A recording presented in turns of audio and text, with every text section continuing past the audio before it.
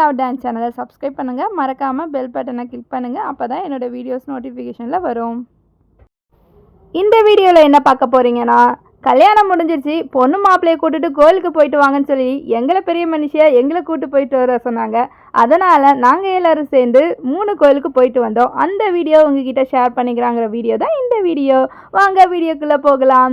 Welcome to Venba love dance channel. எனக்கு தொடர்ந்து support பண்ணுற உங்கள் எல்லாருக்கும் என்னுடைய பெரிய பெரிய பெரிய தேங்க்ஸ். இதே போல் தொடர்ந்து சப்போர்ட் பண்ணுங்கள். உங்களோட சப்போர்ட்னால தான், மோட்டிவேஷனால தான் என்னால் மேன்மேலும் வளர முடியும். இதுவரையும் எனக்கு சப்போர்ட் பண்ணுறவங்க எல்லாருக்கும் ஒரு பெரிய பெரிய லவ் அண்ட் தேங்க்ஸ். ஃபஸ்ட் எடுத்தோடனே நாங்கள் எல்லோரும் சேர்ந்து போன கோயில் சிதம்பரம் நடராஜர் கோயில். வேகமாக கிளம்பணும். ஏன்னா பிளான் பண்ணபடி நாங்கள் அன்றைக்கி போகிறோமா இல்லையான்னு அப்படி டவுட்டில் தான் இருந்தோம். சரின்னு சொல்லிவிட்டு வேகமாக கிளம்புனோம். ஆனால் டைமிங்கை பார்க்காம கிளம்பிட்டோம். ஏன்னா நடராஜர் கோயிலில் 12 மணிக்கெலாம் நடைய சாத்திடுவாங்க. அதனால் அதுக்குள்ளே கோயிலில் போய் ஒரு சாமி தரிசனம் போட்டுணுன்னு சொல்லிட்டு வேகமாக போனோம். கரெக்டாக 12 மணிக்குள்ளே சாமியை பார்த்தாச்சு. போகிறதுக்கு முன்னாடி அர்ச்சனை தட்டு வாங்கலான்னு சொல்லிட்டு பொண்ணு மாப்பிள்ளை, அப்புறம் என்னோட நாத்தனார், அப்புறம் அண்ணா எல்லோரும் சேர்ந்து கோயிலுக்கு போயிருந்தோம். ஜாலியாக ஒரு பெரிய டூர் மாதிரி தான் இருந்தது. ஆஃப் டே டூர்னு சொல்லுவாங்களே, அந்த மாதிரி தான்.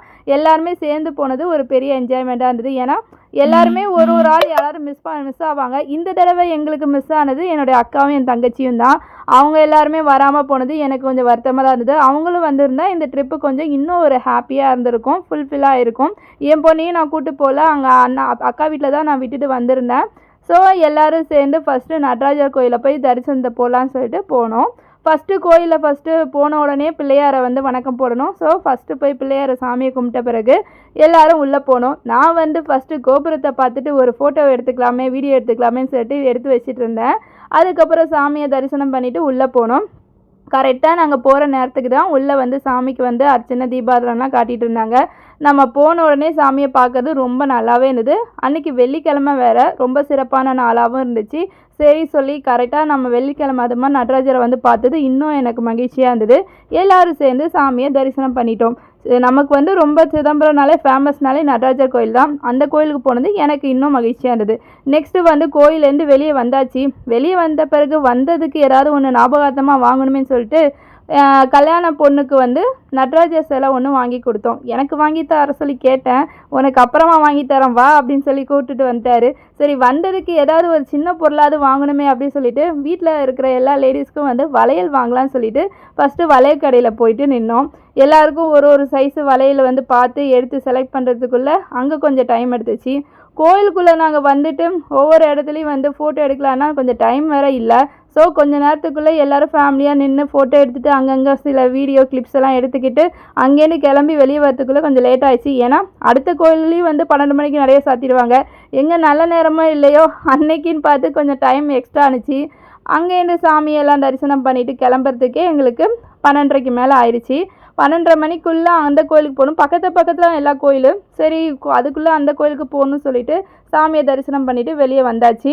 அதுக்கப்புறம் வளையல் கடையில் வளையலும் வாங்கிட்டோம். எங்கள் எல்லாருக்கும் சேர்த்து வளையல் வாங்கிட்டு அதுக்கப்புறம் குட்டி பசங்களுக்கும் வளையல் வாங்கினோம்.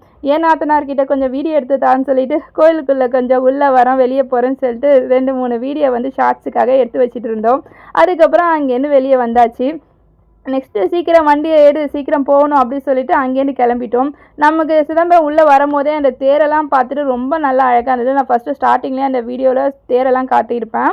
அதுக்கப்புறம் அங்கேருந்து நெக்ஸ்ட்டு நாங்கள் போன கோயில் தில்லை எல்லை காளியம்மன் கோயில். இந்த கோயில் இன்னும் பிரபலமான கோயில். இந்த கோயிலோட விசேஷத்தை நான் ஆல்ரெடி ஷார்ட்ஸில் சொல்லியிருக்கேன். இந்த கோயிலில் என்ன பிரபலமாக இருக்குது அப்படின்னா, விசேஷம்னா இந்த கோயில் ஏன் தோன்றுனுச்சு அப்படின்னா, சிவனுக்கும் பார்வதிக்கும் நடனத்தில் ஒரு போட்டி நடந்தது. அந்த போட்டியில் பார்வதி தாயார் தோல்வி விட்டனால அங்கேருந்து இந்த கோயிலில் இந்த இடத்துல தங்கினால இந்த கோயில் உருவானுச்சு அப்படின்னு சொல்லுவாங்க. அதே போல் இங்கே பார்வதி தாயார் 2 உருவமாக இருப்பாங்க. 2 திசையில் அவங்க காட்சி அளிப்பாங்க. ஒரு பக்கம் பிரம்ம சாமுண்டீஸ்வரியாக இருப்பாங்க, இன்னொரு பக்கம் காளி உருவத்தோடு இருப்பாங்க. அது இந்த கோயிலில் இன்னும் ரொம்ப விசேஷம் சொல்லுவாங்க.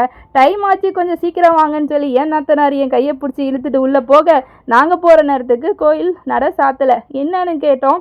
வெள்ளிக்கிழமைங்க, இன்றைக்கி நிறையா வந்து விசேஷம் இருக்குது, அதனால் கோயிலை லேட்டாக தான் மூடுவோம் அப்படின்னு சொல்லியிருந்தாங்க. அடிச்சுதா லக்கு அப்படிங்கிற மாதிரி அந்த கோயிலையும் ஒரு தரிசனத்தை சந்தோஷமாக போட்டோம். ரொம்ப நல்லா இருந்தது. நான் இந்த கோயிலுக்கு ஃபர்ஸ்ட் டைம் போகிறேன். எல்லோரும் சொல்லியிருக்காங்க, ஆனால் போனதில்லை. இந்த கோயிலுக்கு அப்போ தான் போயிருந்தோம். சரி, போனதும் பொண்ணு மாப்பிள்ளையை விளக்கு ஏற்றலாம்னு சொல்லிட்டு நெய் தீபம் ஏற்றி சாமியை நல்லபடியாக கும்பிட்டு அங்கேருந்து ஒரு தரிசனம் வேண்டுதலெல்லாம் போட்டுட்டு கிளம்பிட்டோம். அதுக்கப்புறம் அங்கே இன்னொன்று வந்து திஷ்டியெல்லாம் கழிப்பாங்க. அங்கே வந்து திருநங்கைகள்லாம் வந்து மாப்பிள்ளை பொண்ணுக்கு வந்து திஷ்டியெல்லாம் கழிச்சாங்க. வீட்டில் இருக்கவங்க எல்லாருக்கும் வந்து திஷ்டி சுற்றி அதெல்லாம் பண்ணுவாங்க. அதுக்கப்புறம் நாங்கள் கோயிலேருந்து வெளியே வந்தோடனே அதெல்லாம் பண்ணி முடித்தோடனே அடுத்து எங்கே போகலாம் அப்படின்னு சொல்லி பிளான் பண்ணியிருந்தோம். என் வீட்டுக்காருக்கு தெரியும் போல் கோயில். நான் வந்து எந்த கோயிலுக்கு போகிறாங்கங்கிற டவுட்டில் தான் நாங்கள் போனோம். போகிற வழியில் ஒரு கோயில் இருந்துச்சு. அந்த கோயிலையும் சாமியை தரிசனம் பண்ணிட்டு போனோம். அடுத்து வரதில் அந்த கோயிலையும் நான் உங்கள்கிட்ட காட்டுறேன்.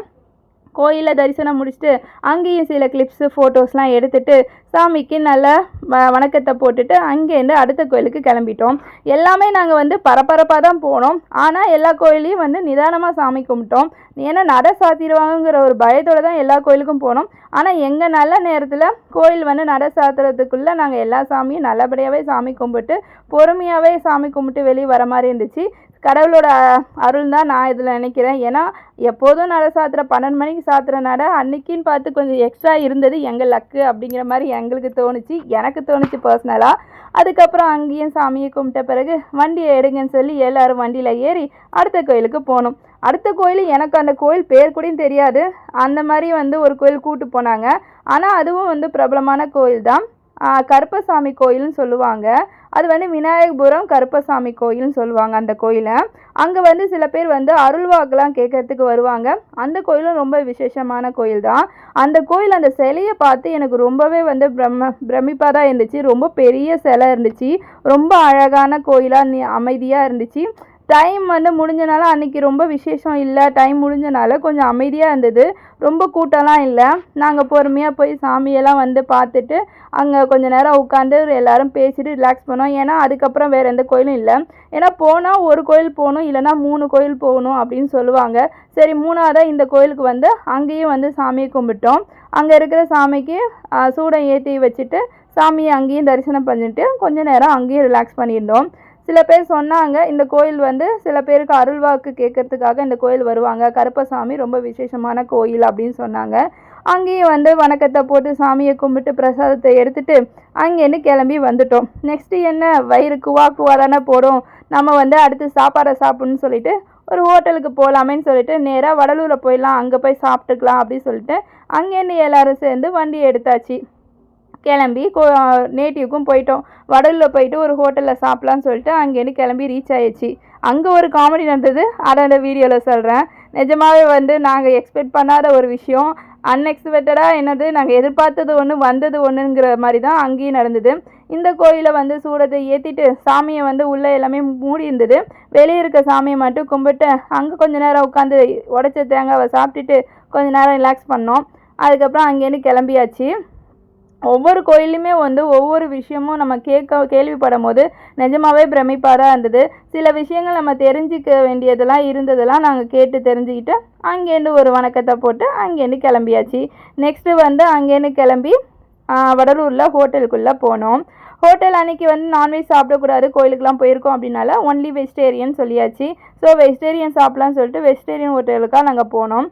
அங்கே வந்து மந்தி பிரியாணின்னு சொல்லிட்டு ஒன்று சொல்லியிருந்தாங்க. ரெசார்ட்டுக்கு ஆளாளுக்கு ஒன்று ஆர்டர் பண்ணியிருக்கலாம். சரி, வித்தியாசமாக ஒன்று இருக்கே, ட்ரை பண்ணி பார்க்கலாம் அப்படின்னு சொல்லிட்டு ட்ரை பண்ணி ஆர்டர் போட்டோம்.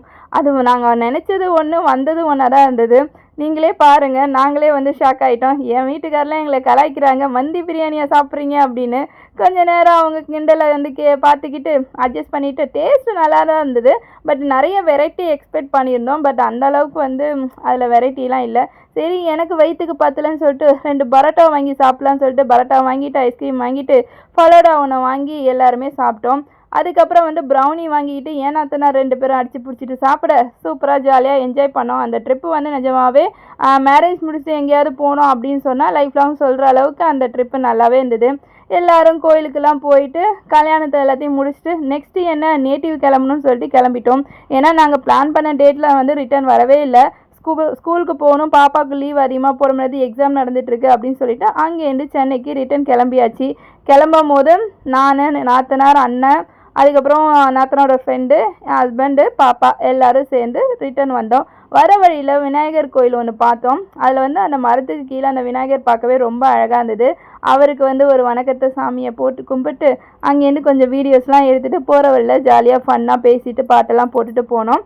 போகிற வழியில் வந்து நாங்கள் போன வழி கடலூர், பாண்டிச்சேரி, அதுக்கப்புறம் சென்னை ஈசிஆர் போயிட்டு அங்கே போய் என் நாத்தனார் வந்து திருவெற்றியூரில் இருக்காங்க, அவங்கள ட்ராப் பண்ணிவிட்டு அங்கேருந்து போகலான்னு சொல்லிட்டு போனோம். சரி காலைல கிளம்பணும் அப்படிங்கிறனால பசிச்சிச்சின்னு சொல்லிட்டு ஒரு ஹோட்டல் போயிருந்தோம்.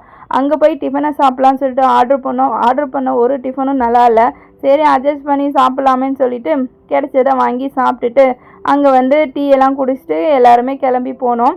இந்த ட்ரிப்பு வந்து நிஜமாவே மறக்க முடியாத ஒரு ட்ரிப்பு தான். ஏன்னா வந்து ஃபேமிலியில் வந்து நாங்கள் எல்லாருமே வந்து பெரியவங்க யாருமே வரல. இதில் எல்லாருமே எங்கள் ஏஜில் இருக்கிற ஓரளவுக்கு அந்த ஏஜில் இருக்கவங்களாம் போனனால கொஞ்சம் ஜாலியாக என்ஜாய் பண்ணோம்.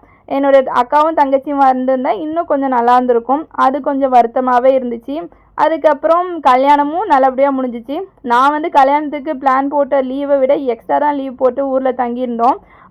அதுக்கப்புறம் வந்து கல்யாணமும் நல்லபடியாக முடிஞ்சிச்சு, சந்தோஷமாக இருந்தது. எல்லா வீடியோவும் உங்களுக்கு ஆல்ரெடி நான் வந்து ஷார்ட்ஸில் போட்டிருக்கேன். என்னோடய வீடியோவை வந்து தொடர்ந்து சப்போர்ட் பண்ணுங்கள், வாட்ச் பண்ணுங்கள். நீங்கள் தொடர்ந்து சப்போர்ட் பண்ணால் மட்டும்தான் நான் வந்து மேன்மேலும் வந்து உங்களோட மோட்டிவேஷனால் நான் வந்து மேலும் வீடியோ போட முடியும். அதுக்கப்புறம் ஹோட்டலில் சாப்பிட்டுட்டு டீ ஒன்று குடித்து கிளம்பிட்டோம். இந்த வீடியோலாம் உங்களுக்கு பிடிச்சிருந்தா என்னோடய வீடியோ வந்து லைக் பண்ணுங்கள், ஷேர் பண்ணுங்கள். மறக்காமல் வந்து ஏதாவது வந்து உங்களுக்கு இதில் சொல்லணும்னா கமெண்ட் பண்ணுங்கள். தொடர்ந்து சப்போர்ட் பண்ணிட்டு இருங்க. அப்போ தான் வந்து எனக்கு வந்து கொஞ்சம் ஹாப்பியாக இருக்கும். தொடர்ந்து எனக்கு சப்போர்ட் பண்ணுங்கள் மை டியர் செல்ல குட்டீஸ். தொடர்ந்து என்னோடய வீடியோ வந்து கண்டினியூஸாக போடுறேன். எனக்கு தொடர்ந்து சப்போர்ட் பண்ணுங்கள். பாய் பாய் மை டியர் செல்ல குட்டீஸ். நெக்ஸ்ட் வீடியோவில் பார்க்கலாம். பாய்.